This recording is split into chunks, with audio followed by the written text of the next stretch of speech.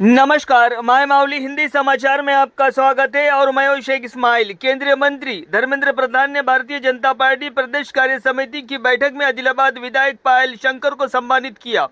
विधायक पायल शंकर ने कहा है कि बीआरएस पार्टी का काम खत्म हो गया है और दूसरी ओर कांग्रेस पार्टी ऐसी स्थिति में है कि वो दिए गए वादों को लागू नहीं कर सकती है। उन्होंने कहा है कि यदि भाजपा चतुराई और साहस के साथ स्थानीय निकाय चुनाव की योजना बनाकर आगे बढ़ती है तो वो राज्य में 60% से अधिक पर कब्जा कर लेगी।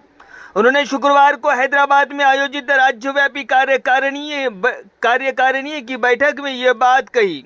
किसी भी स्थिति में उन्होंने राज्य के नेताओं से अपील की है कि वे आगामी स्थानीय निकाय चुनाव में भी वैसे ही साहस रखें जैसा उन्हें सांसद और विधायक चुनाव में किया था। उन्होंने कहा है कि लोग संघर्ष करेंगे तो ही साथ मिलेगा। उन्होंने याद दिलाया कि आदिलाबाद जिले में पिछले स्थानीय निकाय चुनाव में बीजेपी ने कड़ी टक्कर दी थी। कांग्रेस पार्टी ఇచ్చినటువంటి హామీలని అమలు చేయలేనటువంటి పరిస్థితుల్లో ఉన్నది।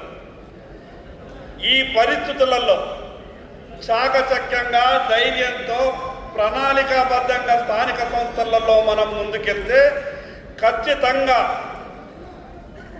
50 నుంచి 60% ఈ తెలంగాణ రాష్ట్రంలో స్థానిక సంస్థలలో మనం గెలవబోతున్నాం। 8+1 8 లోక్సభ సభ్యులు, ఒక రాజ్యసభ సభ్యుడు, 8 మంది శాసన సభ్యులు, ఒక శాసన మండలి సభ్యుడు, 9, 9, 18, 18, 8, 1, 9 సరియైనటువంటి సంఖ్యలో ఈరోజు తెలంగాణ రాష్ట్రంలో మనం ఉన్నాం। స్థానిక సంస్థలకు ఎన్నికలు ఎప్పుడొచ్చినా గౌరవ పెద్దలని వేదిక మీద ఉన్నటువంటి పెద్దలకు నేను కార్యకర్తల సమక్షంలో ఒక చిన్న విజ్ఞప్తి చేస్తున్నా।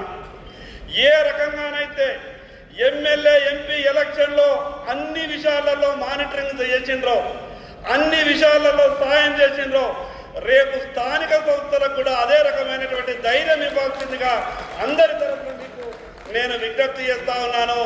సమస్య చిన్నదైనా రేపు దాన్ని పోరాటం చేసే తీరుతోనే ప్రజలు మనల్ని ఆదరిస్తారు। పోరాటం చేయకుండా, ప్రజల పక్షాన మాట్లాడకుండా, ప్రజల పక్షాన నిలబడకుండా కేవలం పార్టీ కార్యక్రమాల్లో పాల్గొని రాజకీయాలు చేసి రాజకీయాల్లో పోటీ చేస్తాం గెలుస్తాం అనుకుంటే అది పొరపాటు।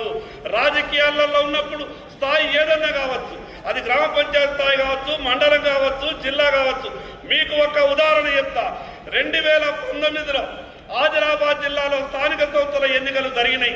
టీఆర్ఎస్ పార్టీ ఒక పక్క ఊపు మీద ఉన్నది, వన్ సైడ్।